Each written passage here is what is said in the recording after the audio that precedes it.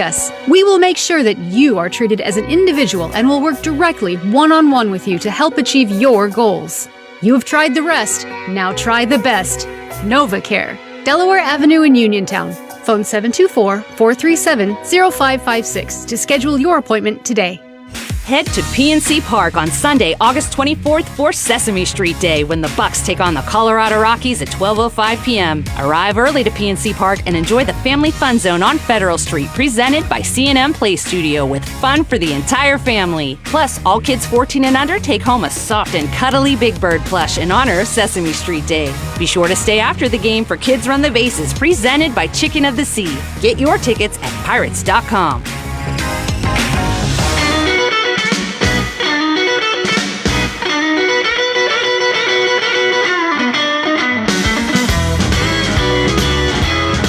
The reason we continue to be on the air here at WMBS just left the studio building. Of course, that's Sandy Tracy, our sales manager, who thankfully is very good at her job. Absolutely. It's not the transmitter. That's not keeping us on the Well, that too. Well, yeah, absolutely. No, Sandy and Doreen are the backbone of the station. Absolutely. Other people like to think they are, but please. No, they're just they're mere running peasants. the show. Exactly. Absolutely. Exactly. We're just here doing what we can do to not screw up their good work.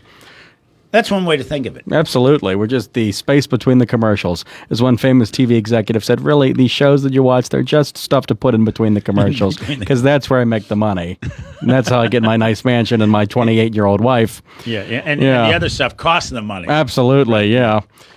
Anyway, on that note, how you doing, and Doug? You probably said that back in the day when Mary Tyler Moore was making, $12,000 an episode. Yeah, the Saturday night lineup at CBS, what was it? Mary Tyler Moore, Bob Newhart, MASH, All in the Family. Well, yeah, it was All in the Family. Carol Burnett. MASH, Mary Tyler Moore, Bob Newhart show, Carol Burnett, which is now repeated on Saturday nights now. Yes, it is. On one of these over-the-air retro channels. Yes. I forget which one. And now they don't put anything new on Saturday. It's basically game shows. Well, that's what, obviously. Pretty much it's game shows every night. I guess it's summer if you're still watching network TV, I which don't watch nobody a is. lot of network TV. No, nobody does. My favorite show except went for off sports. the air, even though it was one of the highest-ranked shows. CBS took off Blue Bloods. But I heard there's a... Well, CBS is, man, they're going to not have a network at some point. They just keep taking shows off. Yeah, and they just sold Paramount, right? But here at CBS News is still going great. Absolutely. We love CBS News. Oh, the radio side. CBS News. Yeah, absolutely. CBS News. Speaking of CBS News, coming up at 5:25, we're going to talk to Linda Kenyon. It'd be a cool time to be up in Alaska. We've got presidents I can say president of Alaska, president of Russia, president of the United States, meeting in Alaska.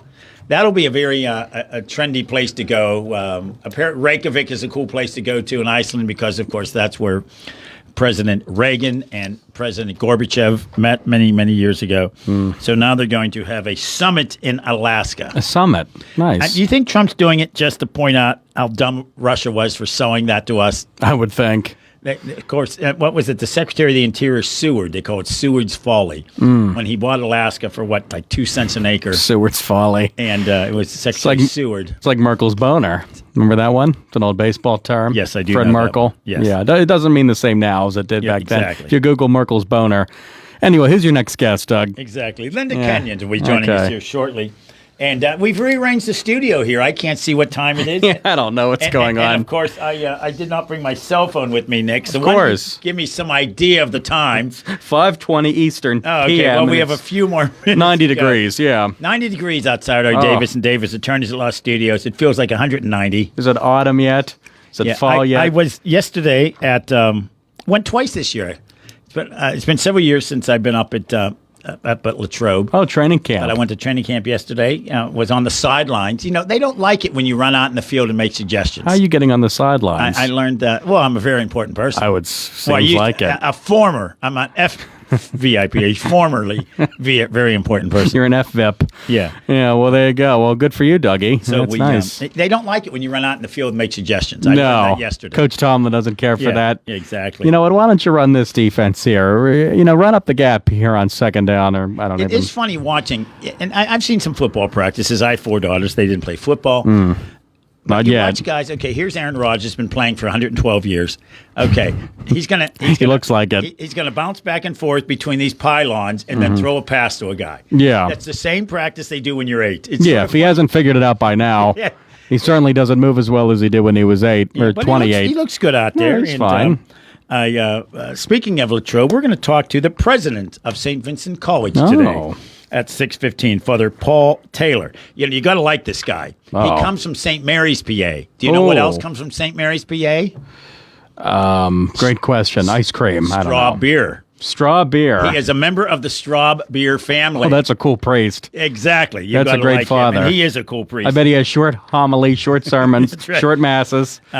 St. Vincent's College president since what is it, 19? It's 2019. Since 2019. So we're going to talk to him about what's new at St. Vincent, the new academic programs, new facilities coming on campus. A lot of colleges, sadly, are closing. We've had the sad situation here, of course, 2 more years of Penn State Fayette. But, man, St. Vincent's is really growing. But we'll also talk about the impact, the legacy of Steelers training camp. And it really is unique that you don't have other teams having a training camp like this. No, it's on- the same on a college. place forever. And it is funny.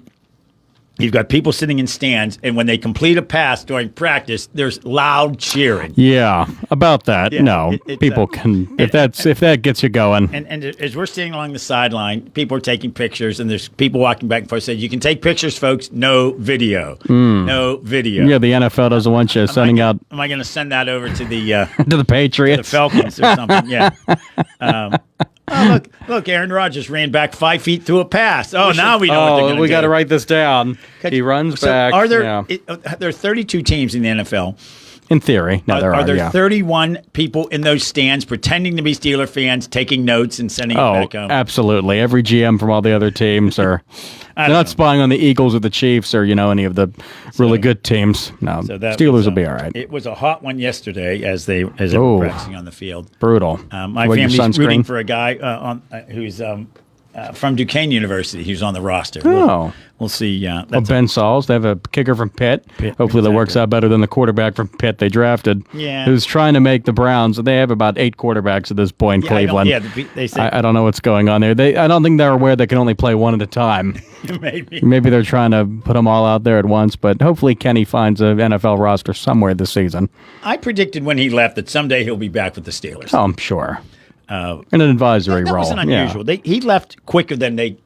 The Steelers don't usually give up on someone that. No, not a first-round choice. Right. So there's always more to the story. Yes, I really think it was just his hand size, and it's nothing against the young man, but that hand size. no, that was the big issue. Hey, I saw him throw footballs. He could throw a football. absolutely, he could grip it. I Yeah, mean, I don't think it was. You don't.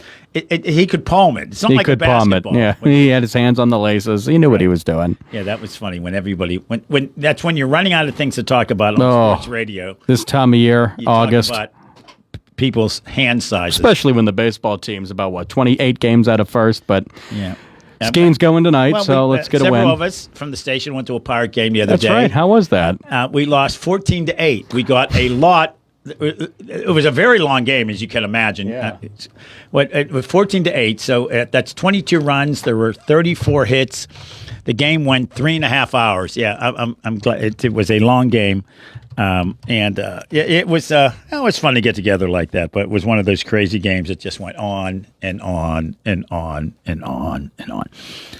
And they lost. Last night they lost 7-1. Tonight, of course, they're playing the Brewers. Paul Skeens is on the mound. We're going to have that pregame show at 7:15.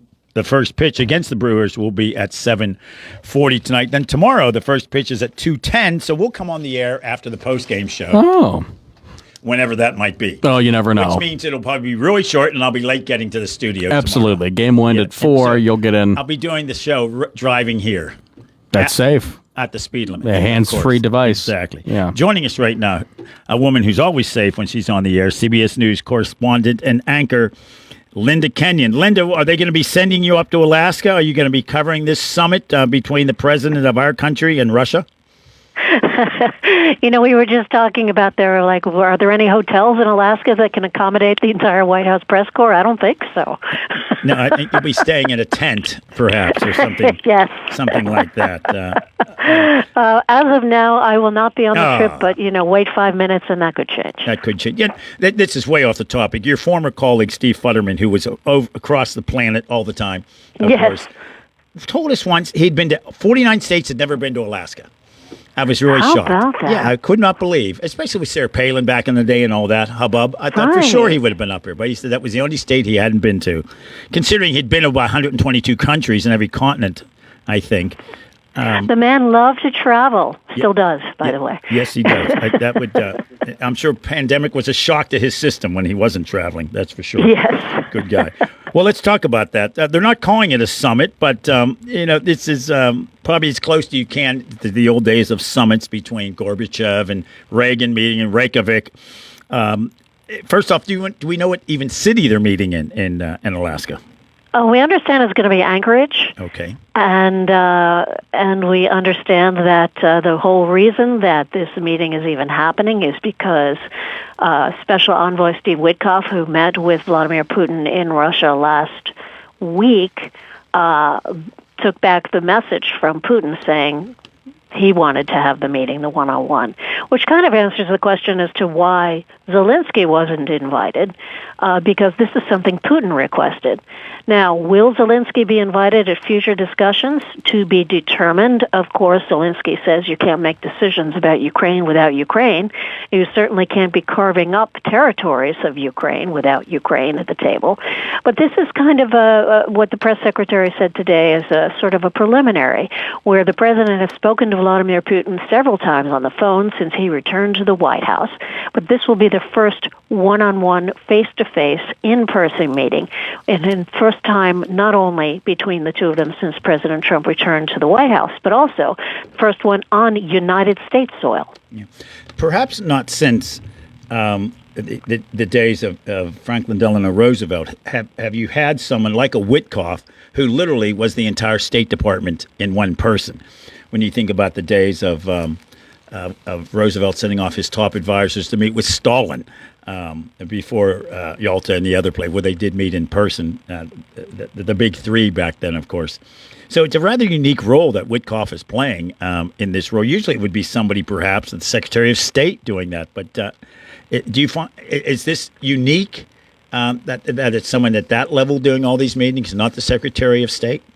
Yeah, well, they both have very, very big jobs. Witkoff's other job, by the way, was to go to Gaza and to Israel and to Qatar and try and negotiate some kind of a deal with between Israel and Hamas. A very busy person indeed. Normally the Secretary of State will do that. The Secretary of State is doing that from different angles, talking to other members of various countries. But Witkoff is President Trump's handpicked special envoy. They are friends from long ago. They are both out of Wall Street, and the president has a unique way of trying to run the presidency and the country much like he would his businesses. Yeah. Is this going to be a one-day meeting, or is this going to require overnight stays by perhaps you and your colleagues somewhere in Alaska? Or somewhere in Alaska. We are told that right now the meeting is supposed to be one and done in one day, and that the president will be returning from Alaska that same day. Whether the press corps or the entire press corps will be returning that same day remains to be seen, depending on how long the trip actually takes.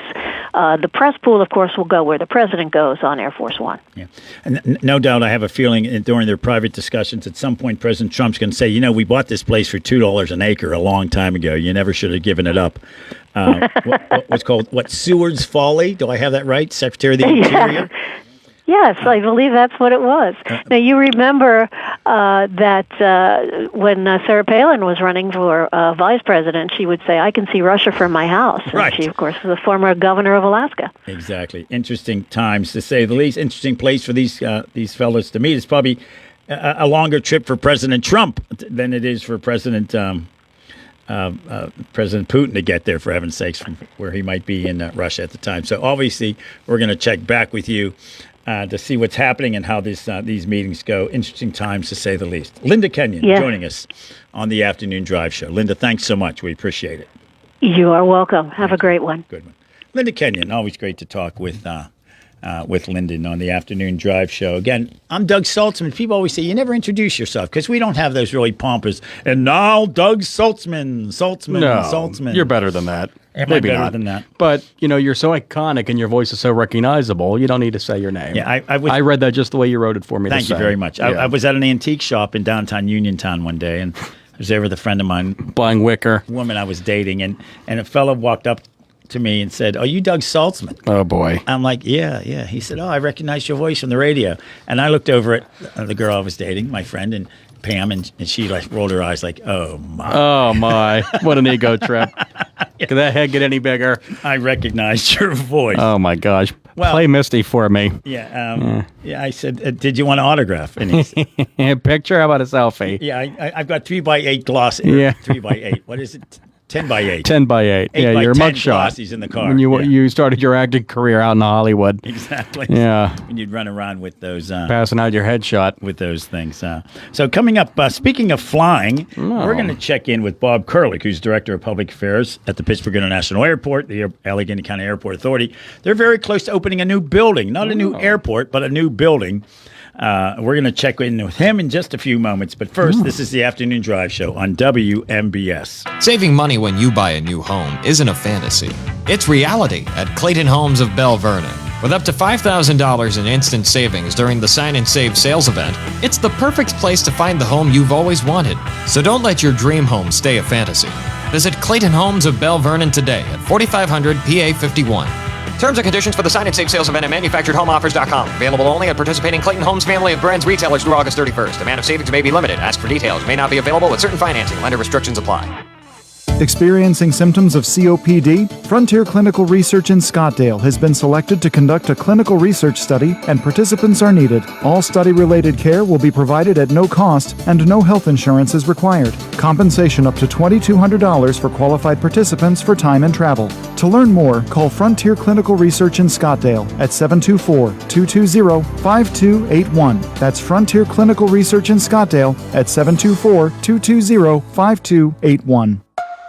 Warm weather is finally here, and with it, the opportunity to upgrade your lawn or yard with a new fence from All Around Fence Company. Conveniently located at 7896 National Pike, Uniontown, All Around Fence has been installing quality residential, commercial, and farm fencing for more than 45 years. Offering residential fencing including chain link, decorative aluminum, steel, and more, All Around Fence has a fence for you. All Around Fence is also your one-stop shop for Neutrina products and carries livestock, equine, and pet supplies too. So whether you need to upgrade an existing fence, add a new gate, or are looking to install an all-new fence, All Around Fence has the answers for you.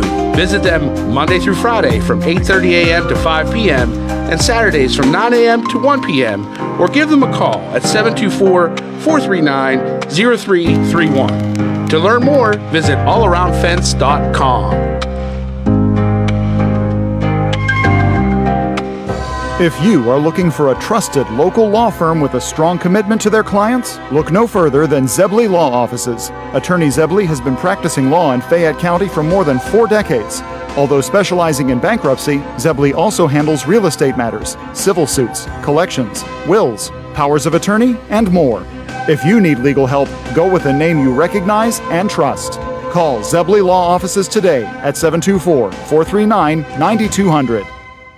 CareerLink is your one-stop resource for employment and training-related services. Visit CareerLink and you'll have access to many programs and agencies for assistance with economic, educational, and job-related needs. For more information on all the programs available to you, contact CareerLink at 724-434-JOBS. That's 724-434-JOBS. Mountaintop Title and Notary can handle all of your motor vehicle and PennDOT needs, such as titles, plates, renewal, registrations, and all notary needs. Tina Nicholson of Mountaintop Title and Notary can also handle ATV and boat titles, and also does income taxes. Hours are Monday through Friday, 9:30 to 4:30, and appointments can be made for after hours and Saturdays. Mountaintop Title and Notary with a new location at 655 Nelson Road in Farmington, the only place you need to go for all title, notary, and tax work. Call Tina at 724-984-1514 for the most professional services around.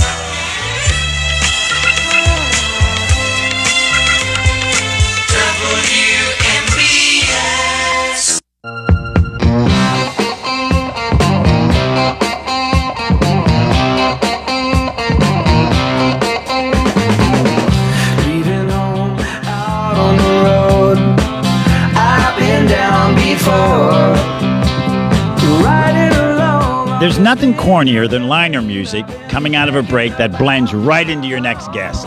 Doug, you told me to do it. No, he actually didn't. I didn't tell you, but I like it. I'm glad you did that. I've always asked you to play, when we're going to interview Steve Blass or one of the Pirate announcers, to play Put Me in Coach. You refused to do that. Center field by Fogarty. Yeah, exactly. Yeah, that's a little too much on the nose, but I thought this was that, cool. Of course, is Steve Miller Band. Oh, so good. Jet Airliner taking us out of the break there. Joining us right now on the WMBS Newsmakers line, the Director of Public Affairs for the Pittsburgh International Airport and the Allegheny County Airport Authority, Bob Kurlick. Bob, thanks for joining us today. How are you?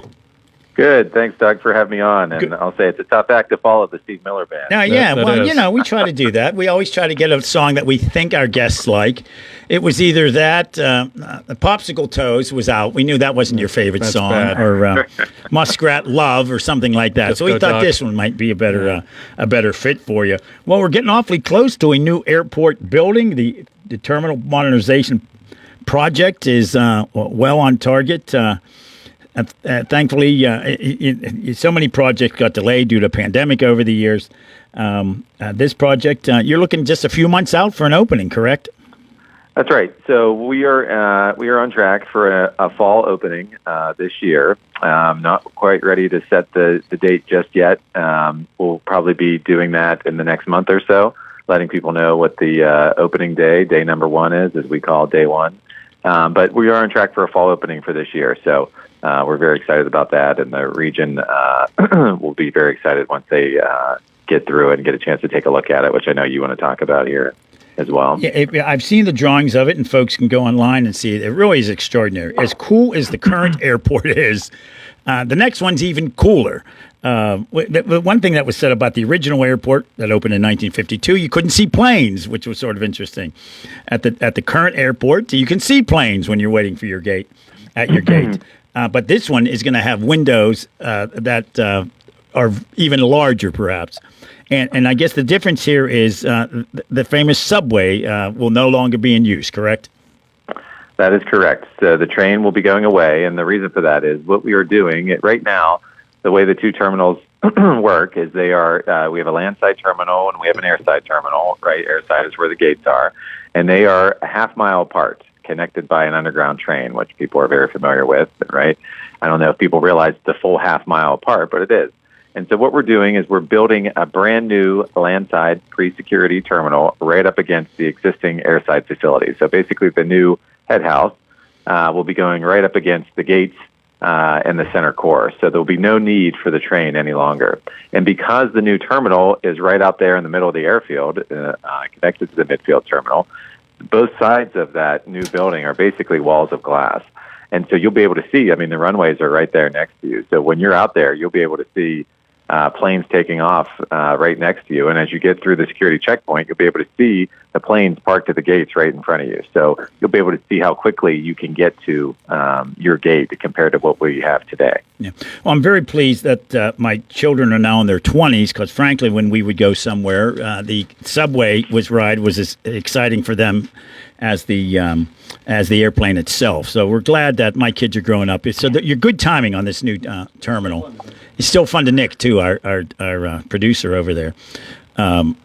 So, yeah, the difference is, and folks are going to say, well, do you have to walk now from the current parking lot all the way out to there? How's that going to work? Obviously, that's not the case, but explain how that's going to be different. Yeah, that's going to be very different. So, it's going to be a little bit different in that the current lots as they exist today, most of those will stay and become shuttle service. So the current lots that you would walk from today will now all be served exclusively by shuttle. You won't be able to walk because there's almost like a ravine there.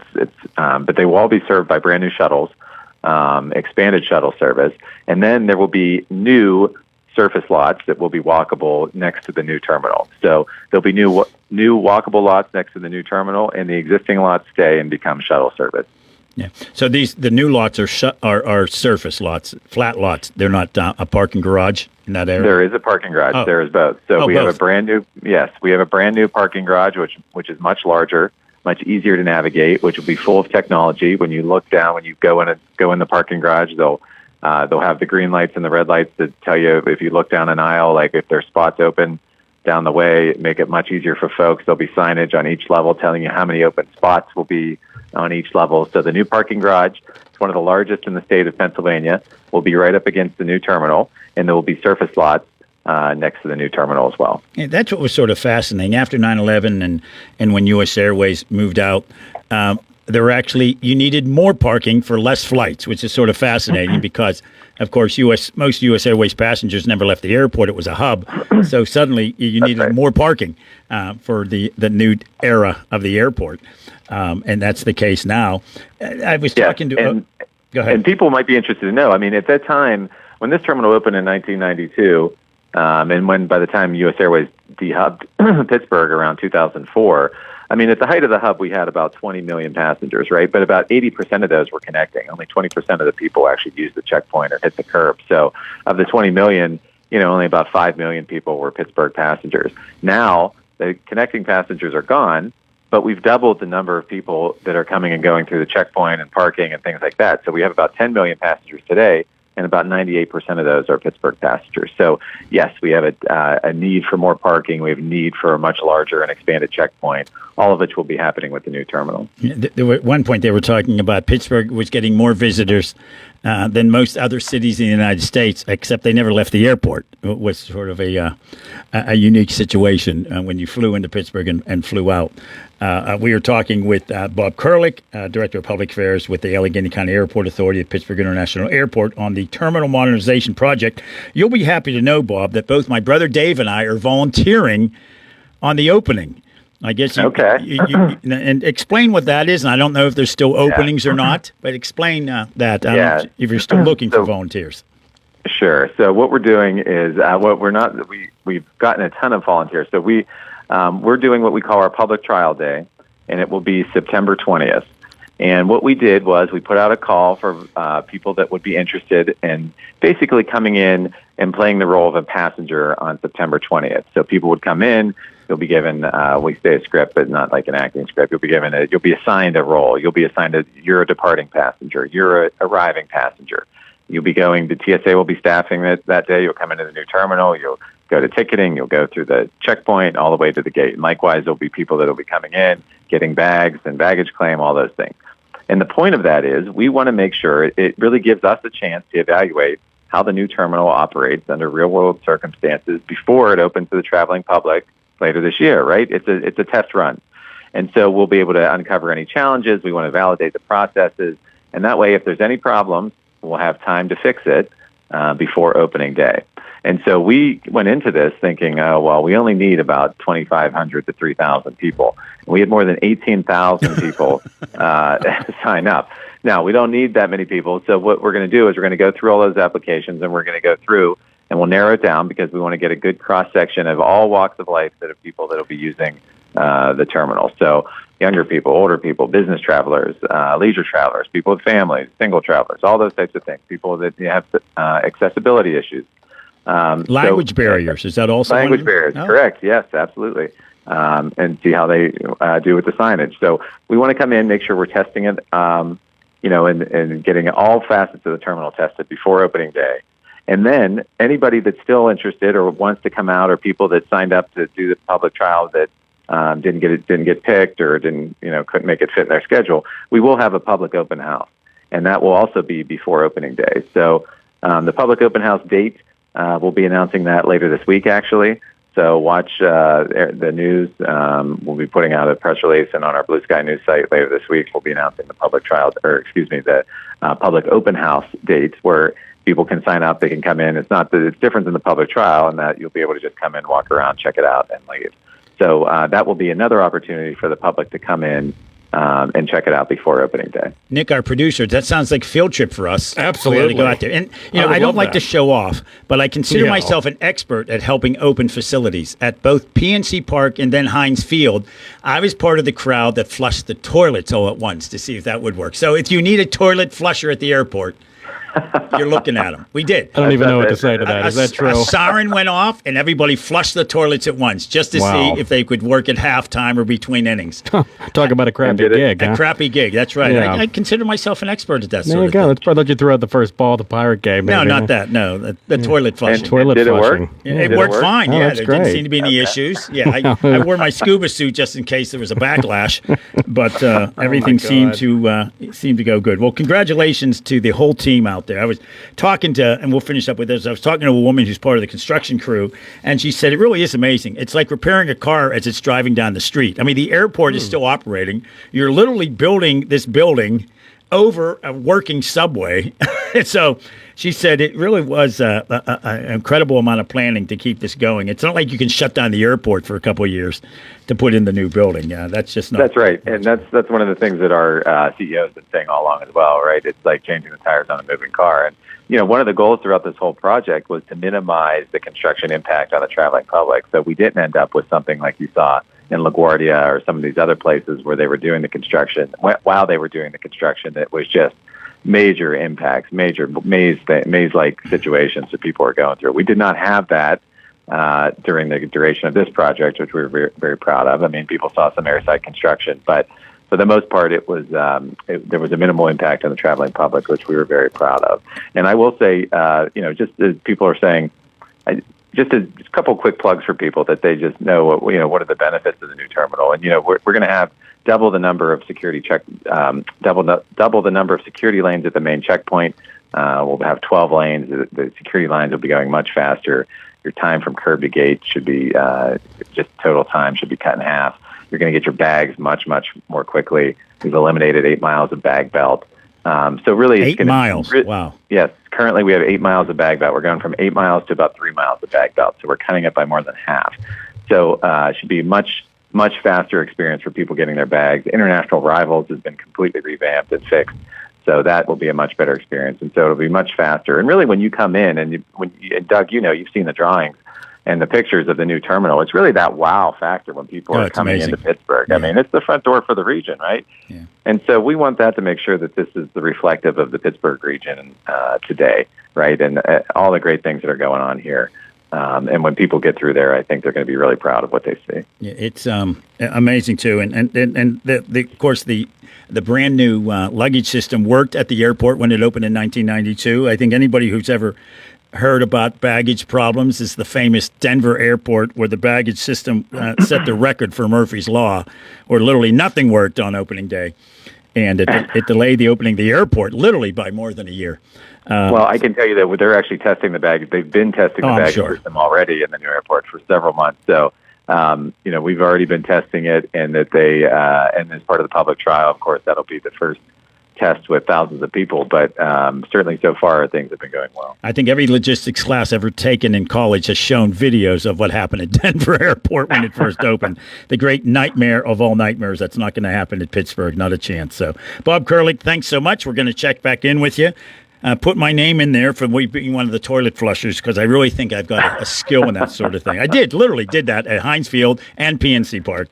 It was sort of a fun thing, one of these things you can talk about on poker night when you're hanging out with your buddies. I helped flush the toilet.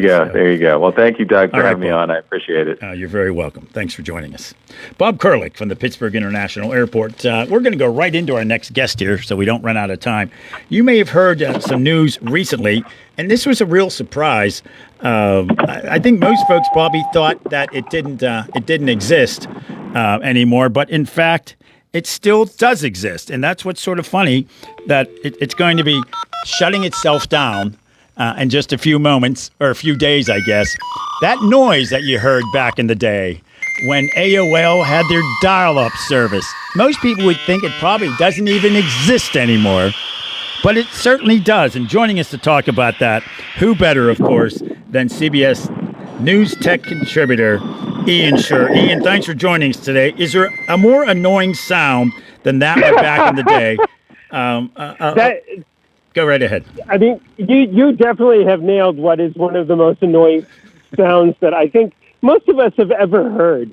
But, what's interesting, of course, is that America Online, it was this thing that was really a force of nature when it happened, right? And it got us to a point where most people were connecting to the internet. Oh, speaking of connecting, I think we lost our guest. Ian Scher, you still with us? Nicholas, why don't you give him a call back here? We'll see if we can squeeze it in. As he's talking about making a connection, we lost connection. There's something about it there. But yeah, that sound, of course, AOL is ending its dial-up internet service. And I think most people probably didn't even realize it still existed. There were those days when you would buy so many minutes of internet coverage, if you can imagine that. Maybe that would have kept people off the internet more. But the fact that it still is around, it was, what was it, a few years ago, or not, a few months ago, maybe last year, when Netflix announced they were ending their DVD. You could order DVD and then mail it back. I think most people forgot Netflix was even doing that at this point. So we're hoping to get Ian back on the line here in just a couple of moments here, talking about AOL ending the dial-up internet. As you were talking to us about making that connection, we lost the connection, Ian. That was Of course we did. Our luck. So what I was saying was that, what's interesting is that my favorite story about AOL was actually that at one point, whenever they released the new software, we didn't have app stores and stuff like that. Instead, what we had were people would send discs by mail, right? You would get either the floppy disk in the mail or a CD later on. And in fact, AOL was so big that when one of their releases came out at one point, they had to take all of the CD manufacturing around the entire world. They took up all of it, right? No NSYNC CDs, no Backstreet Boys, no Celine Dion. It was all AOL for a while just to print enough discs to get everyone a copy so they could get online. And you used to buy it by the minute. I remember that you could buy 90 minutes of internet access. Maybe that would have been better for the world if you could limit your internet access. Well, I think, yes, 2020 hindsight being what it is. But right. What's interesting also is that the reason AOL is shutting down is partially, yes, a lot of us aren't using our phone lines anymore to connect to the internet, sure. But also because satellite internet has gotten so good. Most of the people who were using AOL for dial-up were in rural areas, right? They were not in cities or places that had DSL or cable internet and stuff like that. And now that people are able to connect by satellite so much better through stuff like Starlink, they don't need dial-up anymore. So that's really what's killing off AOL's login service. But if you have an AOL email, don't worry. You keep paying them. They will keep your email on probably until the end of time, right? There'll be the cockroaches and there'll be AOL email addresses sitting around. Well, I got something in our bill with Verizon decades ago saying, we're starting email. Would you like an email address? And I still have my same email address, Doug Saltzman at Verizon.net. And folks are welcome to send me emails on that if they'd like. But I still have that. And AOL bought it. And you know what a pain in the neck it is when you change your email address, but I still have that same email address, and which is now owned by AOL, but I was able to keep Verizon.net. So, yeah, it's one of those things. I do have a Gmail, Radio Saltzman at gmail.com. But, yeah, once you get those email addresses, people keep them for an awful long time. And people say, what if you don't have Verizon anymore? I said, well, it doesn't matter. It's through AOL. But go ahead. Yep. I'm sorry, I cut you off. Well, and that's part of it. Like, you remember the internet back then, everything was metered, right? Like, you had to pay for your email service for the amount of space that you had. And it wasn't really until Google came along that things changed. And suddenly they said, oh, we're going to make money off you other ways. We're going to give you email for free, which is why most people have a Gmail account as opposed to Hotmail, which was one of the really popular ones before that, or Yahoo, right? Which back then they transitioned to free, but at one point were paid. And it's just one of those interesting kind of artifacts of the internet, right? And still to this day, I run across every once in a while people who have AOL emails. And I know that they are paying, either they live in a rural area, at least until September 30th, or they are paying because they still want access to the service. AOL still offers stuff like VPN and protected internet and stuff like that. And some people feel more comfortable using that. So that's why it's still around. I think I still have MySpace. I'm not entirely sure, but I think I do. It was a few months ago, maybe it was last year, time goes quick, when Netflix announced they were no longer going to mail out DVDs to people. I think most people forgot they were even still doing that. Or the fact that BlackBerry shut down their service about a year and a half ago, and I haven't had a BlackBerry in 2 decades, I think. So once in a while, you're surprised what might still be working out there. But again, that noise, which was very similar to a fax machine, because you hated when you call the phone number and suddenly you heard the fax number or the fax noise. But that was very similar to the dial-up, that annoying dial-up noise that we all came to know over the years. Well, and I'll say what terrifies me is I work, of course, with people of all ages, but the number of people straight or out of college or high school who don't know that noise or don't even know what a fax machine is a little scary to me. I was not prepared to be that old. Or what a dial tone is. Yes. There's a famous story that when Harry Truman became president, every phone call you had to make had to go through an operator. And when he was no longer president 8 years later, or whenever it was, almost 8 years later, he picked up a phone in his home and he didn't know what that noise was. It was a dial tone. So that was that's when dial tone started. Of course, when you're president, every phone you pick up has somebody saying, "May I help you, Mr. President?" Yeah, so now kids would not know what a dial tone is, for heaven's sakes, let alone a rotary phone. Talking with CBS News tech contributor Ian Scher. Ian, I always enjoy our conversations with you. Thanks so much for joining us today. All right. Absolutely. All right. Take care, Ian. Have a good night. We're going to take a quick break here. News is coming up in a moment on your afternoon drive show on WMBS Uniontown. You may have noticed a new internet company knocking at your door with claims like, "I'm not here to sell you anything," or "I wouldn't lie to you." The truth is, Armstrong has played an important role in your community for decades, and we're not going anywhere. That new internet provider will probably change their name, get bought out by another company, or fold completely. Armstrong, the internet you count on, the people you trust. Visit ArmstrongOneWire.com today or anytime in the future. Looking for a new spot for a night out? Then check out Shindig's Bar and Grill in Uniontown, located in Oliver Square. With regular live entertainment and themed events, and offering 6 diamond pool tables and 3 dartboards, Shindig's is the place to be. Enjoy daily specials, including Tuesday wing night, Friday's Cajun chicken Alfredo, and Saturday's incredible crab leg dinner. And stick around for karaoke nights, live music, and so much more. Follow them on Facebook at Shindig's with a Z Bar and Grill. Shindig's, your hootenanny hotspot. Oak Pizza in downtown Uniontown is your one-stop shop for the most unique pizzas in the region. From the masterminds behind the Fat Angelo's franchise, Oak Pizza is the laboratory where the Fat Angelo's food scientists test their creations and let you be the judge. With traditional favorites like pepperoni and buffalo chicken pizzas to more experimental offerings like the sesame seed-infused Mad Pie or the spicy chicken pickle pizza, Oak has you covered. Order today at oakpizzas.com or by calling 724-439-5805. Your taste buds will thank you.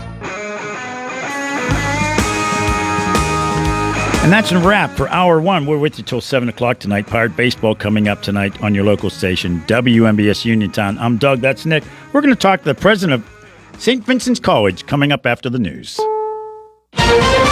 This is CBS News on the Hour, sponsored by O'Reilly Auto Parts. I'm Cammie McCormick. July's inflation report was welcome news on Wall Street, where stocks surged. Inflation was unchanged. Falling gas and grocery prices offset higher costs for imported goods. Kelly O'Grady has a breakdown. Couple of areas, if you look under the hood, that you might see price increases if you're going to the store and shopping for items. Those would be furniture, footwear, motor vehicle parts if you're going and you're repairing your cars.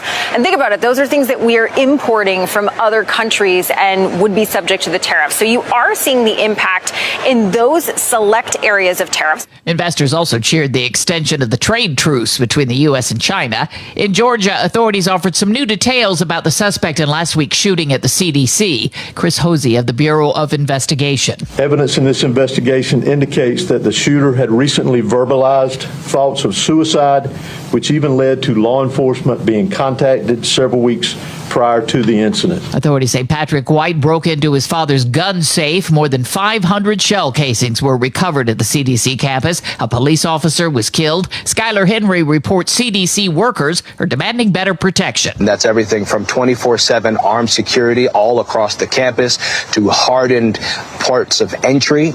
They also say that communication during the time of the shooting was lackluster, even some calling it a failure. National Guard troops arrived in the nation's capital today as part of President Trump's crackdown on crime. The district's residents have mixed feelings. You know, when it comes to the city, you know, you have city crime, and as you looked at all the statistics, crime is really down, so it's really unnecessary. CBS's Erica Brown. One day after President Trump announced a federal takeover of Washington's police department and activated 800 National Guard troops, the White House says there are already signs of success. Last night, approximately 850 officers and agents were surged across the city. They made a total of 23 arrests. A total of 6 illegal handguns were seized off of District of Columbia streets as part of last night's effort. This is only the beginning. Nearly 2 months after Minnesota lawmaker Melissa Hortman was assassinated, a special primary election is being held to choose a candidate for her seat. I feel good about having a chance to vote, but at the same time, it's sad to be here in a sense today because of the tragedy that forced us to have this election. 4 candidates are up for that seat. And checking the numbers on Wall Street, the Dow finished up 483 points. The S&P 500 set another record. This is CBS News. Think O'Reilly Auto Parts for all your car care needs. Get the parts and service you need fast from the professional parts people at O'Reilly Auto Parts. Well, warmer days are ahead, the kind of days when you'll be enjoying your deck or patio again, especially with retractable or fixed awnings from Lifetime Awnings. Made in the USA with manufacturers and customer guarantees, Lifetime Awnings products last. Lifetime Awnings is veteran-owned and operated with a 10% discount to all military veterans and their families. Lifetime Awnings, 724-554-6067. Call for a no-cost or obligation home consultation or email John, the owner, at lifetimeawningsusa@gmail.com. Ready to update your home? Find what you need at Zen's Construction Warehouse. Their friendly, knowledgeable staff will be happy to help you the old-fashioned way. Zen's is open Monday through Friday, 9 to 5:30, Saturday and Sunday, 10 to 2. 485 Walnut Hill Road in Continental. Zen's Construction Warehouse, 724-366-8274. Or visit Zen's Construction Warehouse's Facebook page. Zen's Construction Warehouse, our surplus, your savings. A possible new treatment for sleep apnea may lie in an ancient practice, as Vicki Barker reports. It's not the snores, it's the silence between the snores when breathing stops and starts during sleep.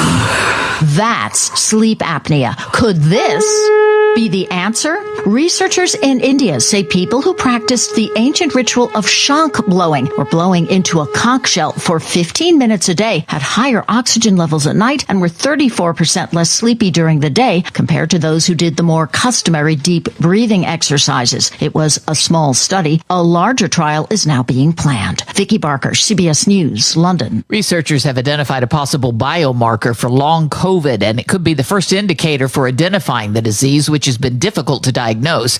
The study found growing evidence that COVID can persist in the body long after the infection. I'm Cammie McCormick, CBS News. The award-winning local, district, and statewide news is brought to you by Clayton Homes of Bell Vernon. Is it time to find a home that fits your lifestyle? Visit Clayton Homes of Bell Vernon. You'll find special savings along with beautiful, energy-efficient homes packed with features you've been dreaming about at Clayton Homes of Bell Vernon, 4500 PA 51. And now the news. Good evening, sunny, and outside of our Davis & Davis studios, we are looking at 90 degrees, feels like 190 according to Doug. It's a hot, steamy one out there at 6:05 on this Tuesday from the Davis & Davis Attorneys at Law Studios. Davis & Davis, helping local people with their legal matters since 1976. Your local station, 590 and 101.1 WMBS, the Weather Watch, and sports in just a bit. Investigators still trying to figure out what caused a deadly explosion that caused 2 people to pass away after an explosion at a steel factory in Allegheny County near Pittsburgh. Yesterday, the governor of Pennsylvania, Josh Shapiro, was alongside local leaders and the CEO of U.S. Steel in Clarendon this afternoon. This was a human tragedy. that we lost 2 lives here yesterday at this plant, that there are others who remain hospitalized and injured. And the governor also vowed to get to the bottom of what caused the deadly explosion. Owe them an answer for what happened. We owe them the answers to their questions. Again, that was the governor today. One person who had been missing was confirmed deceased last evening. At least 10 people were injured when the explosion happened just before 11 a.m. local time yesterday. 5 were in critical but stable condition, while the other 5 were treated at hospitals and released. The cause of the explosion of the Clarendon Coke Works, again, still being investigated. Once the Penn State Fayette Epperly campus closes at the end of the 2026-27 school year, state and local leaders want to see the campus come back in the form of a senior military college. A senior military college is not a service academy like Annapolis or West Point, but it is a state or locally run university like Penn State Fayette with a military overlay where students can receive both a military and civilian education. The Fayette County Controller Rob Rhodes, who wrote the initial proposal for this new school, says that the feasibility study is being issued to see if the campus and area would be a good fit for the school. And Rhodes says state senators and representatives are already getting behind the idea. AAA has announced its newest 5-diamond list and honored 3 area hotels in southwest Pennsylvania. Those establishments mark their spot on an exclusive list, which represents less than 1% of the nearly 60,000 AAA diamond establishments around North America, the United States, Canada, Mexico, in the Caribbean. The Chateau and the Grand Lodge at Nemacolin Woodlands Resort have both been designated for the first time this year as members of the exclusive AAA 5-diamond designation. And once again, Falling Rock and Nemacolin Woodlands Resort has earned the AAA 5-diamond designation, maintaining that prestigious honor every year since 2006. Pennsylvania transit systems are concerned about the ongoing state budget stalemate. Officials with rapid transit in the state say they could have to cut 30% of their service if a full budget plan is not figured out by early next year. SEPTA officials in Pennsylvania say their situation is even worse financially when it comes to money, and they need answers about their budget sooner rather than later. The governor's budget address included nearly $292 million for mass transit in the Keystone State, but the state Senate has not weighed in on it yet. And one person was life-flighted to a Pittsburgh hospital after an accident on Interstate 79 in Washington County, north of Washington this morning. The accident between a motorcycle and tanker truck happened just before 7 this morning near the Houston exit of I-79. One person was injured and transported to an area medical facility. There are no other injuries reported. It's not known what caused that accident. Right now it's 6:09 and 90 degrees. The Weather Watch and sports after this on WMBS. Is it time for your first home or time to trade up to a home that fits your lifestyle? It's time to visit Clayton Homes of Belle Vernon. You'll find special savings along with trade-in and trade-up deals. Imagine beautiful, new, energy-efficient homes packed with the features you've been dreaming about. Trade in and trade up at Clayton Homes of Belle Vernon, 4500 PA 51. Trade-in value toward purchase of a new home determined by resale value and evaluation by home center manager. Additional deposit may be required.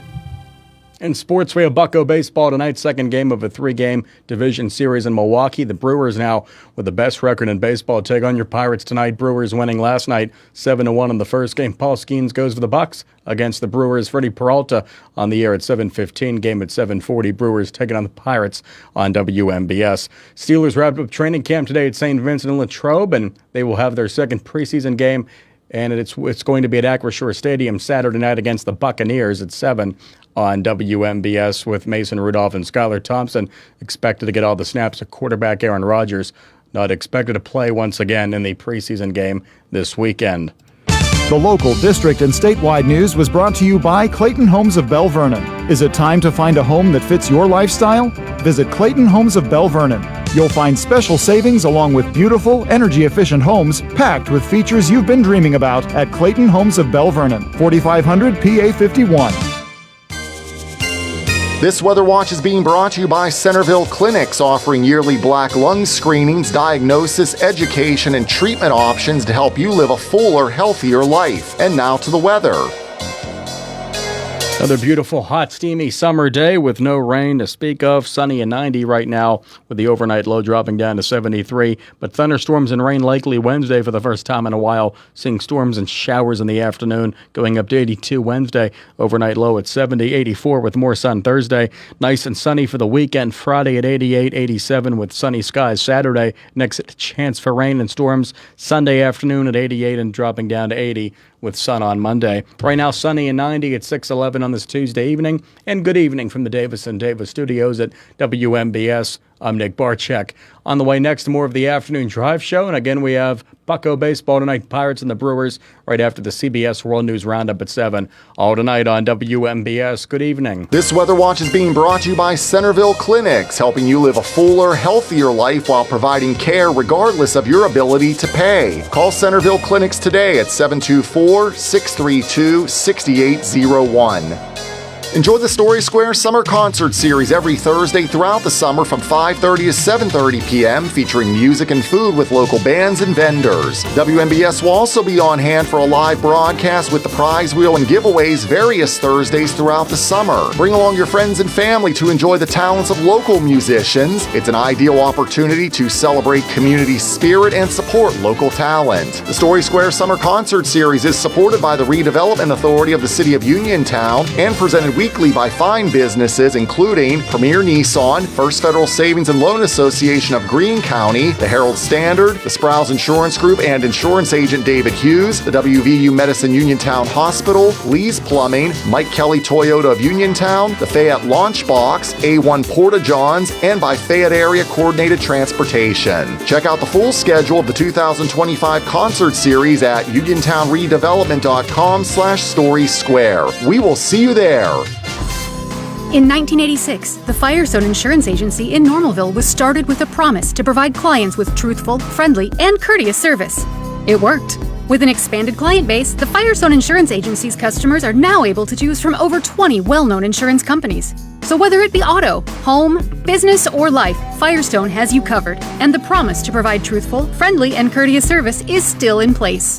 As an independent insurance agency, the Firestone Insurance Agency works for you. They do the shopping for you to save you time and a bunch of needless phone calls. Because let's face it, no one loves to shop for insurance. Call the office at 724-455-3900 or visit firestoneinsurance.net.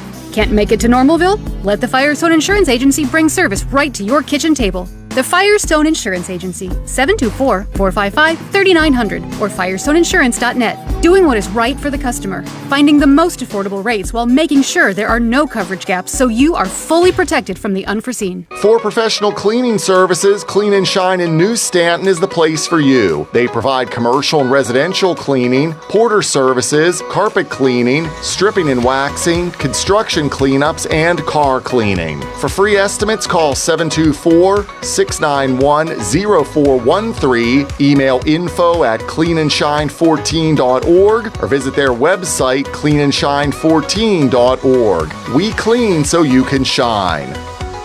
Experiencing symptoms of COPD? Frontier Clinical Research in Scottsdale has been selected to conduct a clinical research study, and participants are needed. All study-related care will be provided at no cost, and no health insurance is required. Compensation up to $2,200 for qualified participants for time and travel. To learn more, call Frontier Clinical Research in Scottsdale at 724-220-5281. That's Frontier Clinical Research in Scottsdale at 724-220-5281.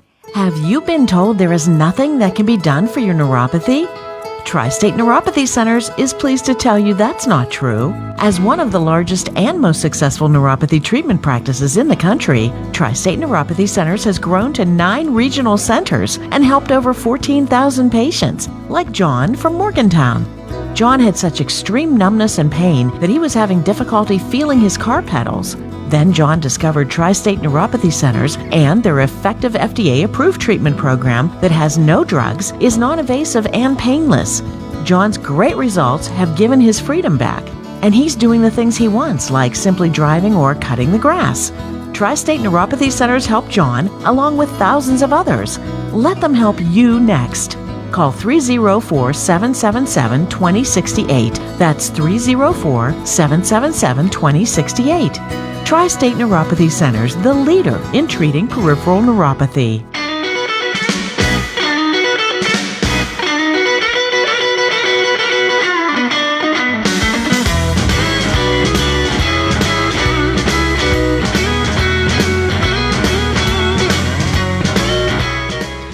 Today was the last day of training camp at St. Vincent's College. Another year. You know, the Steelers haven't been there doing it all that long. I think they only started having training camp at St. Vincent. Nicholas, let's have you guess. What year? 65. 66. Very good. Really? And I you knew it was in the underbid. mid-60s. I underbid. You underbid, so you followed the Price is Right rules. You did not overbid. What's my showcase, Tro? I was 3 years old when they started there. Wow. At Showing St. your Vincent. age I remember there. going back in the 70s. My dad and I would drive up there with my brother. You'd park in a field. You'd walk right up. That's amazing, yeah. In the 60s, that's when they were dreadful. Yeah, the mid-60s. And then in the 70s when it was amazing. Yeah. A little more organized these days. A little more. Sort of organized chaos up there. Very well run. It is beautiful up there. I've been up there twice in the last couple of weeks. Hot days on campus. But what a great opportunity, of course, for St. Vincent's College all these many, many years to show itself off to literally the world. And joining us right now to talk about not just Steeler training camp, but the college itself, its growth, which isn't a thing on a lot of college campuses these days, but it is the case at St. Vincent's. The president of St. Vincent College, Father Paul Taylor. Father, thank you very much for joining us. It's nice to talk to you on air. We've had a chance to talk a couple times in the last couple of weeks. How are you, sir? Thank you, Doug. It's great to be with you and your listeners tonight. Today was the last day of camp, and it was a fantastic day, and it's great to be with you as we sort of breathe a sigh of relief after welcoming all these guests and to be with you. Thank you for the opportunity. Oh, you're welcome. The other day I was standing there with my daughter, Allie, who I introduced you to, and somebody near us said, "Who's that guy down there wearing the choir robe?" And I said, well, that's not a choir robe, first off, but that's the president of the college. And he looked at me and said, "No, it's not." I'm like, "Yes, it is. I know for a fact it is." You don't just stay up there in your office. You mingle, to say the least, don't you? Oh, it's great. You know, I leave my office early in the morning. I'm out with the fans, with the team, with the players all day. In fact, you know, a few years ago, the rookies came up to campus, and I introduced myself to them sort of as an orientation to campus. And one of the rookies turns to his buddy and says, "Hey, that guy looks like a Jedi Knight." and then the guy next to him hits him and said, "He does not look like a Jedi Knight. He looks like Darth Vader." So, well, either way, not bad. Yeah. No, not bad. The black robes, you know, that's what we wear, us monks here, long black robes with a hood. And I tell you what, it's pretty hot out there with those robes on. The cross you bear, no doubt, as the saying goes. But I don't think anybody's coming up to you and saying, "I'm your father." I don't think that's going to happen, thankfully. Yeah, I don't think that's going to happen. No, that's not going to happen. I see. That's one of those lines I had to throw in that makes staff nervous that I'm going to say something like that. But in good fun. Let's talk about St. Vincent's. And sadly, right now across the country, a lot of colleges are losing population, full-time equivalents, FTEs, and colleges are closing regularly. They're not growing. That couldn't be any further from the truth for St. Vincent's. The growth you have there is spectacular. I tell you what, Doug, we are certainly blessed, and we're blessed not just with students, but the people who support us, our mission, the quality of our education. As you saw when you were up here, right now we have 2 buildings under construction, and as soon as the Steelers leave this week, we're going to bring in another contractor to start the next 2 buildings. So we got 4 buildings under construction. You know, it's great that people invest and support us so that we can do this to provide for our students. In addition to those new buildings, of course, you have new academic majors, and some are very, very unique and take advantage of a nearby airport, doesn't it? Yes, it does. So, you know, we've always, for 180 years, been a strong liberal arts and sciences college, right? We focus on the classic liberal arts, classical education, where we educate the mind to think critically, right? And as we develop our majors from the traditional majors, we know that students need new majors for new careers. So we just began a new aviation management major. So that's the one you're referring to, too. And we've partnered with the airport across the street where our students get a strong business management major and understand aviation dynamics, but then they get a pilot's license. So that is the largest incoming major for St. Vincent this year. The students just love it because they get this great management degree and a pilot's license. Not a bad gig, frankly. And it's funny, when I was at practice yesterday, a Spirit jet came in, I felt like I could reach up and touch it. That's really how close you guys are to the airport. You can see it from campus. And I know in the past, across the street. If I needed to, I could walk there. Exactly. I remember in the past they had a recruiting program for people who own private jets to fly their child in to take a look at the campus. Literally, you could walk from one to the other, and of course, it's named for Arnold Palmer, and not just. They just didn't throw his name on it. He was an active member of the board, the airport authority over there. He was a pilot himself, of course. So the Palmer Regional Airport is very appropriately named, and of course, go ahead, sir. Mr. Palmer was a great friend too, and he wanted to honor his wife Winnie, and he established the Winnie Palmer Nature Reserve on a corner of our campus, 60 acres, with butterfly gardens and all kind of gardens and neat stuff for kids to learn about nature. Yeah, his love for his wife, and this is off the topic a bit, was amazing. I was at a special event at the Latrobe Library one night. My then wife and I were there, and it was honoring Mrs. Palmer, and she made a few remarks, and then the librarian said, "Mr. Palmer, we're honored to have you here. Would you please address the crowd?" And he said, "No, thank you. This is my wife's night. I want to leave it up to her." And that's how he left it. That's what a decent, down-to-earth guy he was. He said, "No, this is my wife's night." But he came to honor his own wife at this event. That's right. The names in this region, whether it's be Fred Rogers, which has its own center on your campus there, and we'll talk about the Fred Rogers Center in a moment. But, of course, the Steelers just don't show up and have their camp at St. Vincent's. They are integrally involved in the campus, including the fact that Art II, the president of the Steelers, is chairman of your board of directors, correct? That's correct. Mr. Rooney, Art Rooney II, chairman of our board of directors, very active in the governance of the campus. He's a great boss for me, an advisor, and he's really helped us as we're growing and going forward. Yeah, the Fred Rogers Center. Let's talk about that for a moment. And I had my daughter and I grew up on Fred Rogers, and my four daughters certainly did. The amazing impact he had, the simple advice he gave people. Tell us about how that Fred Rogers Center came about on your campus. So Mr. Rogers worked with child development, early learning, and children's media for all those many years, and our former arch abbot, God rest his soul, Douglas Nowicki, was a child psychologist, and he worked with Fred for 24 years as a consultant.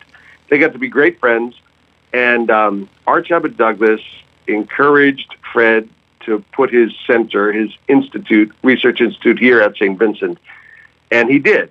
And, at St. Vincent, we're a relatively small school, and so the Fred Rogers Center can be a big fish in the small pond here. So Fred gave us all of his film, all of his shows, all of his archives, all of his scripts, all of his correspondence, his puppets, the trolley. It's all here, and people can come and see it. But even more importantly, Doug, the thing that I love about the Fred Rogers Institute is that we bring in today international scholars who research in his archives and produce wonderful insights for the formation of children and infants and kids and how we can do best for them, how we can serve them. Fred is still alive through that research, and I'm so proud of it. Yeah, it's amazing the impact he had. At one point, they said two of the most recognized faces in America, Arnold Palmer and Fred Rogers, came from a small town and literally grew up a few blocks apart. And you think about they did, and I think they were just 1 year apart at Latrobe High School. They were practically classmates. Yeah, it's amazing. And I had an opportunity, my daughter Allie and I had an opportunity to walk through, I will call it the small museum of Fred Rogers and the impact he had on television. Of course, he was an ordained minister. A lot of people probably didn't know that. And his ministry through correct me if I'm wrong, the Presbyterian Church was through television. And that's right. It was very cutting edge. 1963, he was ordained for the pulpit of television, is what they said. So he learned about these wonderful spiritual insights and values, and he applied them to all of his television shows. He wasn't explicit about God or anything because he wanted to communicate these values in a way that was open to everybody. He was great with it. Yeah. There was a time when the director of the FCC, the Federal Communication Commission, referred to television as a vast wasteland. And Fred Rogers addressed that issue and no doubt changed the image, certainly of public television, and the impact that it can have on children and adults, for that matter. My mother, this is a funny story. I remember when Fred Rogers passed away, I wrote a letter to the editor of Pittsburgh Magazine. I talked about something as simple as my mother couldn't get me to blow my nose when I was little. So she would say, do it for Mr. Rogers. So there we go. I learned to blow my nose. And I met Fred Rogers a few times over the years, and I told him that story, and he said, wow, that's a first. I never heard of that one. But the impact and the fact that you have that center on your campus at St. Vincent's College shows how committed he was to this region. He would never allow the company, when he was alive, to be called Fred Rogers Company. It was always called Family Communications. Now it is called the Fred Rogers Company as a tribute to him. Actually, now Fred Rogers Productions, because they really focus on the productions of like Daniel's neighborhood, Daniel Tiger's neighborhood, and Peg Plus Cat. And then we at St. Vincent, at the Institute, we focus on the academic research. And we partner on a lot of things. The Fred Rogers Productions is a great company. Yeah.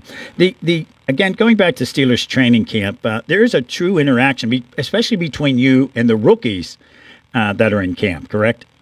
That's correct, yeah. Yeah. Tell us how that interaction happens and what impact does that have, and how did that come about? So the Steelers and St. Vincent have been working together for a long time, and coming away for camp, and Coach Tomlin's been saying this year, is important because, you know, when you go away for a camp, a destination camp, you spend the evenings together. You sit on the front stoop together. You learn about people's lives. You have dinners together. It's not just going to work and going home. So the formation of the person, of the player, is important, the personal formation. So we work together to make sure that happens. And one of the things that I like to talk to the players about is that now that they're celebrities, right, they have power. They have the power to really give hope, to change people's lives. So when there's a young kid who comes up, and maybe the kid is going through difficulties, maybe he's in Children's Hospital and he's sick, and or she is going through difficulty, because that player is a celebrity, and that player can say hi to that young person, ask that person's name, sign an autograph, take a picture. All of a sudden now, that young kid who might be going through some of the worst things possible can have hope. And that's the best way to use that celebrity power. We try to work with these players to do these good things. And I tell you what, every one of them, when they see how that celebrity status is used and how they can change people's lives, they love it, and they continue to do it. The Steelers, I think, are some of the most humble and genuine players and guys, and working with them has just been a privilege over the years. Yeah. When I was on campus last week, you introduced me to Darryl Young, who is the Director of Player Development for the Steelers, and he plays such an important role in getting those players that suddenly might come upon phenomenal money and what can happen in a case like that, and who suddenly want to be part of their life, who probably won't be good influences. That all ties together, that they have to learn with this new life they're leading to make sure they're not taken advantage of, or they don't go down the wrong path. It's sad. 99.9% of NFL players are leading a perfect life. It's the terrible stories that make the news, unfortunately. Yeah. But organizations, I love to tell the stories of the guys who, you know, play this wonderful game of football and have wonderful families. They're great dads, great husbands, and you get to know their families. And one of the best blessings of this opportunity to be with them is to meet their families and to see how these men are good men and take care of their families. It's really a blessing. It sure is. It really, really is. Father Paul Taylor, president of St. Vincent College in Latrobe, of course. Father, it's an incredibly busy time for you. The fact that you took time to talk to us today, we really do appreciate it. The world of higher ed's changing, and over the years, St. Vincent's has certainly been a leader in adjusting and continuing to grow in this community. Folks, make sure you check out their website. Google St. Vincent College in Latrobe. You'll get more information, of course. Father, it was an honor meeting you the last couple of weeks. Thank you very much for joining us on air today. We really appreciate it. Well, Doug, you're always welcome back. Blessings to you and your whole team there, and I look forward to seeing you again. God bless you. Thank you. Father Paul Taylor from St. Vincent College. There are some cool cats in the world. He's one of them. When you see him walking around campus wearing those long robes, it's quite the garb, yeah. have to be darn hot walking around. I guess one day when he first became president, he wasn't wearing it, and Art II said, You need to wear that because I want guys to know who you are when There you're you out go. there on the field. CBS News is next. CBS News Brief. Stocks surged on news of the latest inflation report. It was unchanged in July, as Kelly O'Grady reports. Energy continues to bring that overall inflation rate down. We are seeing energy prices drop, and that's being reflected in the fact that that 2.7% stay the same. In Georgia, authorities shed more light on the shootings at the CDC last week. Investigator Chris Hosey. A search warrant executed at the residence of the shooter revealed written documentation that expressed the shooter's discontent with the COVID-19 vaccinations. Tropical storm Aaron could become a hurricane Thursday in the open Atlantic. Jamie Rome at the Hurricane Center. No matter how close it is to land, it's going to produce a rip current risk for portions of the east coast of the United States, most likely next week sometime. Torrential rains in Mexico City today shut down flights for hours. CBS News Brief, I'm Cammie McCormick. Pizza King's in Connellsville is your go-to lunch and dinner spot with a full menu of mouth-watering pizzas and so much more. Using a deck oven helps our pizzas stay extra crisp. So if you haven't tried a slice lately, what are you waiting for? From our 50-slice King Carnivore to veggie pizzas and even pickle pizzas, Pizza King has the pie to match your taste. Pizza King's, 1046 Morrell Avenue in Connellsville. Call 724-626-8343 or visit pizzakingswithaz.com. Concerned about your heart health? At WVU Medicine, we believe your heart deserves world-class care, close to home and always within reach. Our non-invasive cardiology team uses advanced tests like stress tests and cardiac MRI to diagnose and monitor heart conditions without surgery. Call 877-WVU, the number 4HRT, or visit wvumedicine.org/heart. When you are looking to make some extra cash for your aluminum cans, visit Cherokee Recycling, where aluminum can is king. Cherokee Recycling is open Monday through Friday 9 till 5 and Saturdays 8 till 12 noon, closed Sundays and holidays. Give Marcus or Rags a call today at 724-439-3228 for Cherokee Recycling, where recycling makes the most sense. Hello, I'm attorney Jeremy Davis from the law firm of Davis & Davis. We have been helping the great people of Fayette County for over 45 years with personal injury claims. If you are hurt or injured, call our law firm for your free consultation. The insurance companies are not on your side. Call us today at 724-437-2799. Either myself or an attorney from our office will personally come out and meet with you. If you're in an accident or hurt, call us at Davis & Davis, 724-437-2799 for your free consultation. Let us fight for you. Are you looking to list or sell your house? Now is the time to let the professionals at Caldwell Banker Laurel Ridge Realty help you with all of your real estate needs. Caldwell Banker Laurel Ridge Realty has two convenient locations to better serve you. In Uniontown area, 724-437-7100, or in Connellsville area, 724-628-7200, and speak with one of our real estate professionals. Visit our website, caldwellbanker.com. We have been proudly serving Western Pennsylvania area for over 30 years and look forward to helping you with all of your real estate needs. Broker Paul Borch Jr. Attention, active and retired coal miners. Have you been screened for black lung? Here at the Black Lung Clinic at Centerville Clinics, we offer yearly screenings, diagnosis, education, and treatment options to help you live a fuller, healthier life. We provide care regardless of your ability to pay. Call Centerville Clinics today at 724-632-6801. Do it today.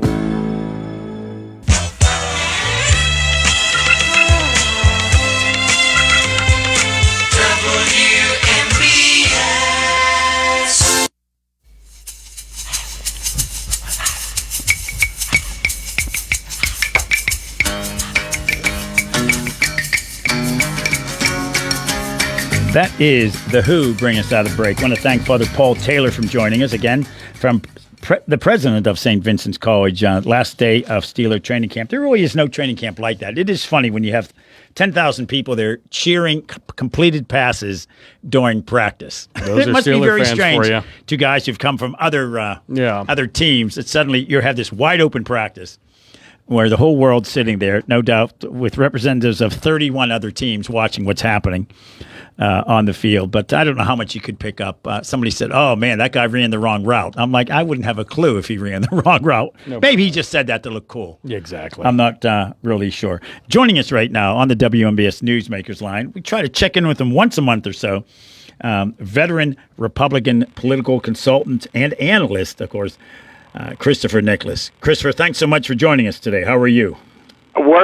I'm great, Doug. I'm great. So it's great to be in the middle of almost football season. It is almost football season. And at the show, how open-minded we are.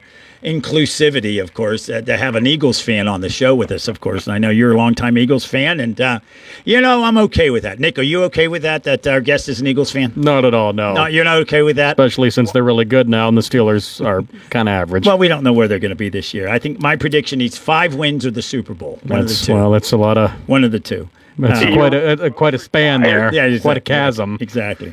I think you're both required to say I'm a fan of the Super Bowl champion. Oh, that's true. Well, we are required to say, but we don't want to. That's old news. It's been 6 months. Yeah, move on. Yeah.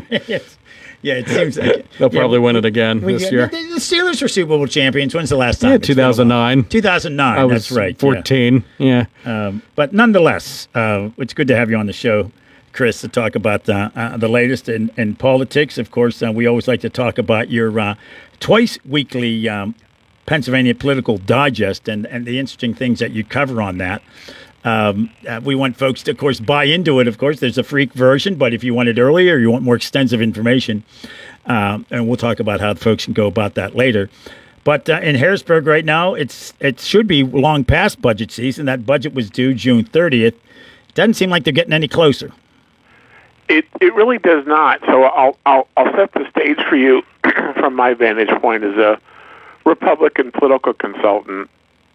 The governor, Josh Shapiro, is kind of playing, I think, more of a role of a cable talk show host in trying to score media points rather than trying to actually bridge the gaps. You've got House Democrats. The state House is controlled by one vote by Democrats who have passed their spending ideas, which are much higher than what the Republican-controlled state Senate wants to do. And there are all these, social media posts from Governor Shapiro, who recently tripled the size of his social media squad on taxpayer dime, lamenting the fact that, this budget hasn't been put together. And I think it was a former Post-Gazette and otherwise journalist Dennis Roddy, who has now spent some time as a political consultant, who replied to the governor on social media and said, boy, it's a wonder what you would do if you were a governor, because Shapiro is posting on social media as if he has no control over the situation. So I think we're about a month away from having no budget that will then start to impinge on some things that government agencies, especially school districts, want to do. But there's still, like I said, another month until the pinch really starts to hurt. Yeah, of course, it comes all the way down. We were reporting just last week on the impact on local libraries, who at some point may have to take out a line of credit because they're not getting their funding that they would get. So it goes through all levels. And of course, in Pennsylvania, or nationally, the federal government, of course, has a budget year that starts October 1st. State government budget year starts July 1st, and most municipalities and county governments, almost all of them, are January 1st. So at any given moment, they're up, down, and sideways on where their funding is coming from, especially if you're at the county level, because they get funding from so many different areas because they oversee so many different things, everything from, of course, the courts, which are controlled by the state, but they're funded locally at times, of course, building maintenance and that sort of thing, but also, my gosh, they're running prisons, they're sometimes running libraries, fixing bridges, you name it, healthcare. You know that old saying, Doug, all you know what rolls downhill? Right. Counties are at the very bottom of the biggest hill because, as you just explained, they get money from multiple sources, but so often the programs are actually implemented, overseen by the counties as opposed to the state or even the feds. So the counties are always juggling a lot of balls, and it's interesting, not the largest county in your area, Allegheny, but all the other ones around it are still governed by the county commissioner system, which was brought into play from England in like the 1680s. So the county commissioners, both parties run 2 candidates. The top 3 win. So your big strategy as a county commissioner candidate is not to finish last, and then therefore you win.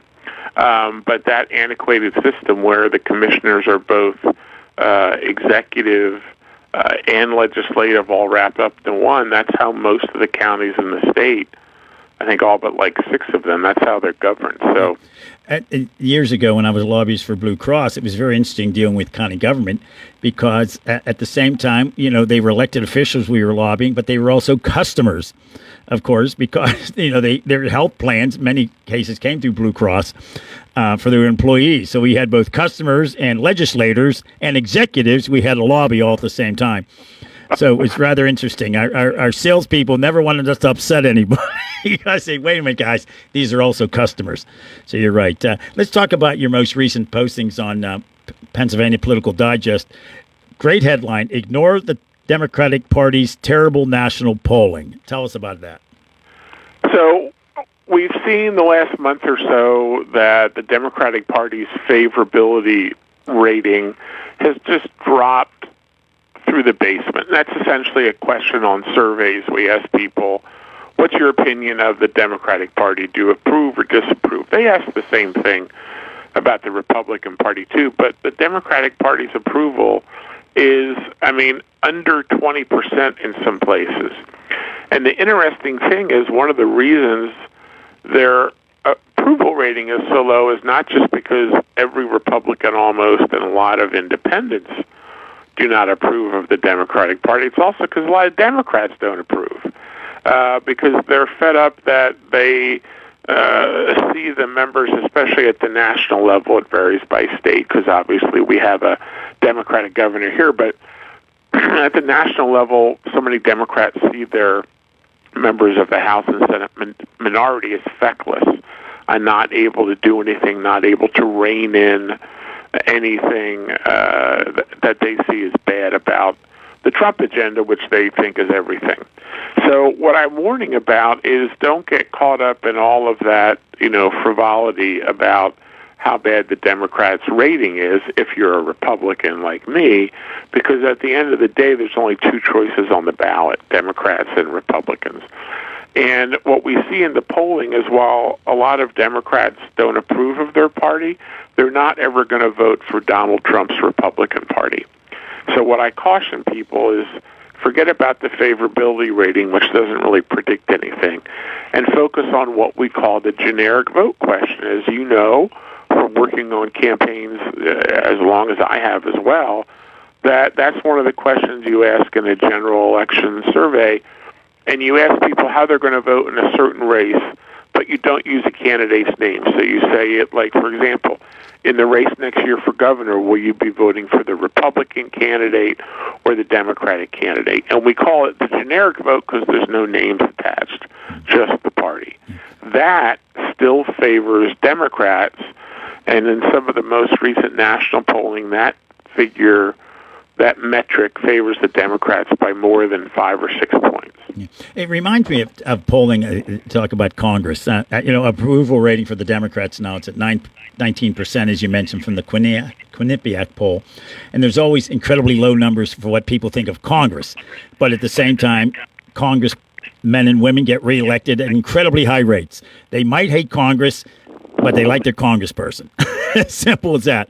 And that's an interesting dichotomy too. And in this case, people can say that they disapprove of what the Democratic Party is doing, but when they get into the ballot box, the only other choice besides the Republicans is the Democrats.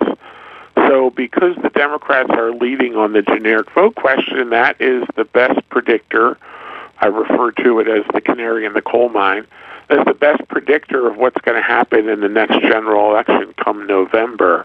So the numbers I just quoted are national generic vote numbers, and obviously here in Pennsylvania, it'd be a little different. I think it'd be a little bit closer than the 7-point Democratic advantage we have now. and to let people know the normal kind of, baseline for the generic vote is Democrats by 2 or 3%. So that's normal. That's like regular. But when you get to where we are now, Democrats plus 7%, what that portends is more Republicans losing races than winning. Because, again, you have those Democrats who don't like their party but are never going to vote for the Republicans. We were talking with Christopher Nicholas, veteran GOP political consultant and analyst. Also, we'll call you the publisher, the author. What do we want to give you? We'll give you a fancy title. Editor-in-Chief of Pennsylvania Political Digest. If folks want to get... All those things, Doug. The PPD, as I call it, the Pennsylvania Political Digest, PA Political Digest, is available on the Substack network. So just Google PA Political Digest. And as you said earlier, we have a truncated free version, and then we have an expanded, more full-bodied paid version for folks that want to help underwrite it. Yeah. It's interesting. I enjoy reading it, and I'm into this stuff. And this sounds corny, but I mean it. I learn something every time I read it. This is not your standard political... that is really my goal. One of the people I do TV with, I'm the Republican analyst on the only statewide TV show on PA politics. It's called This Week in Pennsylvania. Folks in your part of the state, we're on KDKA Plus, Channel 19 at noon every Sunday. And the host, well-known political anchor and reporter Dennis Owens, that's what he says to me after he reads it too, and that really is my goal. I've been doing this for more than 40 years, and I really want to impart some of that knowledge to folks who were interested in politics but obviously have a life and do something else with it. Besides me, who spent, I haven't missed an election day since I was 10, so that's a long time ago. Yeah, you and I were the young guys around at one point in these campaigns. We blinked, and now we're the old guys. I joined Senator Arlen Specter's staff in 1986 during his first term, and of course you were a consultant and campaign manager for him. And I was with him I was on and off staff. As you know, you would get drafted back onto Arlen Specter's staff.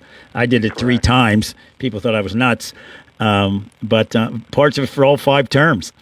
And, that Specterian knowledge, and it's sort of fascinating. I love conversations with him. I didn't always agree with him. He knew that. In fact, he once said that I disagree with him more than any other staffer. I was more negative. And I took it as a compliment because he wouldn't let me do it, of course, if he didn't respect what I might have to say. Well, exactly. I mean, Arlen Specter, who we both worked for, me on the campaign side and you on the official side, and also sometimes the campaign side, he was Pennsylvania's longest-serving U.S. senator at 5 terms, and it's a big, diverse, wide-open state. And it's hard to stay that long, as we've seen. Just last year, Bob Casey, at the end of his 3rd term, got beaten and is now back in the private sector doing his legal stuff. And Rick Santorum, before that, lost after a couple terms, and you had other senators come through. So in a state this big and diverse, to get 5 terms, and you're right, one of the great things about him was that he liked a variety of thought and expression around him.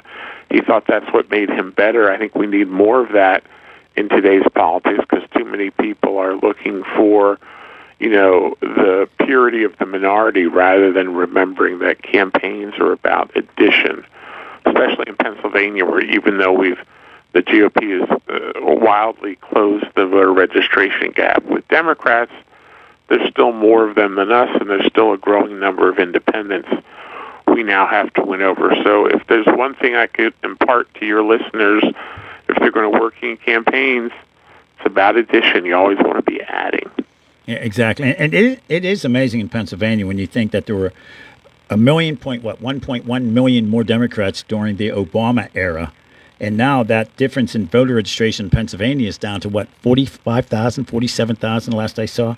Yeah, I've written about this extensively because what I always say to people, if you're bored with Pennsylvania politics, wait a couple months, it'll change on you. So in this case, it's been more than a couple months. But in 2004, when I managed Senator Specter's reelection campaign that year, there were about 450,000 to 500,000 more Democrats than Republicans, and had been that way for a while. Then in comes Barack Obama, and that ballooned up to what you said, 1.1 million by the end of his first term. So we're looking at 2011, 2012 or so. So in the last 13 years, it's gone from Democrats plus 1.1 million to Democrats plus about 50,000. In a state with 8 million plus registered voters, 50,000 plus margin is rounding error. So we're essentially tied. Now, what has changed, though, is it's 42% registered Democrat, 41% registered Republican. And now that balance, that 16% or so registered independent, 17% whatever, that's really grown. When I started working here extensively in 1990, the percentage of independents out there in the state was about 7%. So it's more than doubled in that time as more people want to get involved and engage but not be directly a member of a party. And in Pennsylvania, we're one of like the 8 or 9 states where you have to be a registered member of a party to vote in that party's primary. And don't forget to check out Chris's website, eagleconsult.com, just like it sounds, eagleconsult.com. Of course, deals with GOP political and public affairs as well. But also check out, of course, Pennsylvania Political Digest as well. Chris, we always enjoy our conversations with you. We try to check in with you once a month and to get the latest on the lay of the land as it is. But, folks, make sure you check out that Pennsylvania Political Digest. It's Thanks, good stuff. Doug. Have a good evening. Take care. Bye. Thank you. Christopher Nicholas joining us in the Afternoon Drive Show. We're going to come back. Nick and I will talk baseball when we come back. Of course, the Pirates are playing tonight. That first pitch is going to be at 7:40. Pregame show starts at 7:15. There's a pretty good pitcher on the mound tonight for the Pirates. We'll talk about that when we come back. But first, this is the Afternoon Drive Show on WMBS. Feeling lucky? Your next big jackpot is waiting for you. Visit the casino at Nemacolin in Farmington, PA for the ultimate casino experience featuring the hottest table games, daily promotions, big-time giveaways, and an exciting variety of premium slots. And after, celebrate your big win with a juicy burger at the Royale while you watch the big game. Hotel packages available. Visit CasinoNemacolin.com for more information. The Casino at Nemacolin. Game on. Gambling problem? Call 1-800-GAMBLER. Bethel Federal Credit Union in Greensburg reminds you, small things like a good book, some music, or a new pair of socks can bring great comfort to those serving in the military overseas. Let's show we care. For more information, visit sendacarepacagetoday.com. This from Feppel Federal Credit Union in Greensburg. Visit pheplefcu.org. Proud to support our heroes, helping to give our troops the comforts of home that they deserve. Red Rooster Dumpster and Hauling are the ones to call when you need a dumpster. Red Rooster offers fast, friendly service and provides medium-sized dumpsters that will fit your needs, whether it's a general remodeling project, emptying a house, or doing a summer or fall cleanout. Just call Red Rooster Dumpster and Hauling at 724-569-0337 for rates and availability. Red Rooster Dumpster and Hauling in Smithfield also offers a 5% military discount. Call 724-569-0337 and look for the Red Rooster. Warm weather is finally here, and with it, the opportunity to upgrade your lawn or yard with a new fence from All Around Fence Company. Conveniently located at 7896 National Pike, Uniontown, All Around Fence has been installing quality residential, commercial, and farm fencing for more than 45 years. Offering residential fencing including chain link, decorative aluminum, steel, and more, All Around Fence has a fence for you. All Around Fence is also your one-stop shop for Neutrina products and carries livestock, equine, and pet supplies too. So whether you need to upgrade an existing fence, add a new gate, or are looking to install an all-new fence, All Around Fence has the answers for you. Visit them Monday through Friday from 8:30 a.m. to 5 p.m. and Saturdays from 9 a.m. to 1 p.m. or give them a call at 724-439-0331. To learn more, visit allaroundfence.com.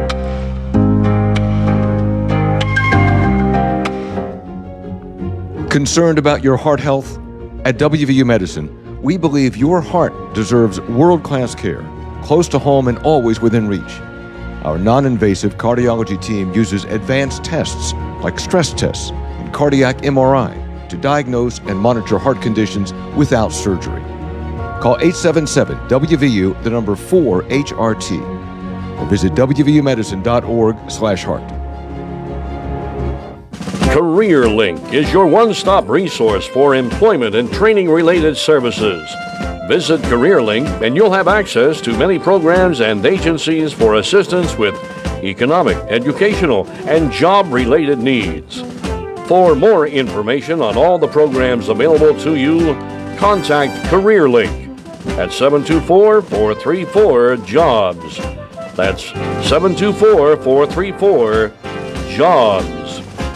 Mountaintop Title and Notary can handle all of your motor vehicle and PennDOT needs, such as titles, plates, renewal, registrations, and all notary needs. Tina Nicholson of Mountaintop Title and Notary can also handle ATV and boat titles and also does income taxes. Hours are Monday through Friday, 9:30 to 4:30, and appointments can be made for after hours and Saturdays. Mountaintop Title and Notary with a new location at 655 Nelson Road in Farmington, the only place you need to go for all title, notary, and tax work. Call Tina at 724-984-1514 for the most professional services around. WMBS.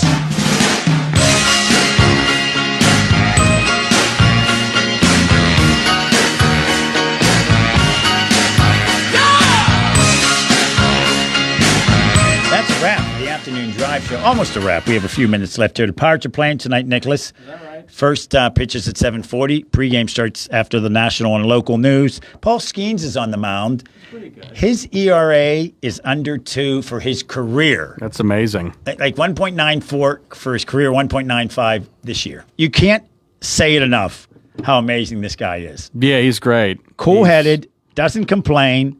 No. Leaves the game with a lead, and gets a no decision. Yeah, it's got to be frustrating. And, go ahead. Can he win the Cy Young with 10 wins? I would give it to him. I mean, if he's the best pitcher in baseball, which is what that award is, and he started the All-Star game the last 2 years, he has the lowest ERA. They should. I mean, they always say, these new analytics people, that wins don't matter anymore because it's a team stat more than a pitcher stat. Well, if that's the case, then he should be in consideration. I'd give it to him.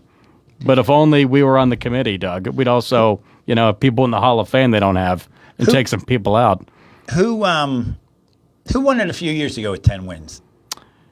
There was a knuckleballer, R.A. Dickey, who won it, I think, with a subpar record, maybe not a below 500 record, but they've been pitchers with bad records or less than optimal records win it. And again, if he's the best pitcher in baseball by all other metrics, ERA, strikeouts, he's just clearly dominant every fifth day. Yeah, he should get it. I just can't imagine going in there. I'd love to be able to stand in and say, please throw a strike down the middle. Yeah. Because I'm not quick enough to get out of the way of a ball that's inside and up. Oh. Or up good luck inside. getting that ball from Skeens. Yeah, I just wondered if I could put if he's going to say, I'm throwing it right down the middle. Yeah. Can I get my bat on it? No, not even in your prime athletically if you ever had one. Yeah, and would it knock the bat out of my hand? It probably would. Into the stands. I used to play tennis in college with a guy who. I love tennis. If I can't play tennis, I have no reason to live. Yeah, he was ranked junior ranked in Canada, and he said once in a while he'd say, "Okay, Doug, I'm going to give a real serve here." You may want to step aside before you wet yourself. God, that ball would come across. Oh, ridiculous! Amazing. Oh, it's amazing. He was also ranked as a badminton player, which was amazing. Badminton. Now, do they call it a shuttlecock or a birdie? That's right. So that was sort of fast. So Pirates tonight, folks. First pitch, 7:40. Stick around for that. But first, CBS News from New York, followed by local news, sports, weather, traffic from our WMBS traffic helicopter. Borrowed it from WKRP. As we check that the weather is light to heavy across the greater Uniontown area. I'll be back tomorrow for a 3-hour show. I think you're going to be here, Nick, huh? Yeah. Well, I'm going to be on after the Pirate post-game show, whenever that happens to be, sometime after 5 o'clock. But before then, have a good night. Enjoy the news. Enjoy the game. We'll be back tomorrow at some point after the Pirate.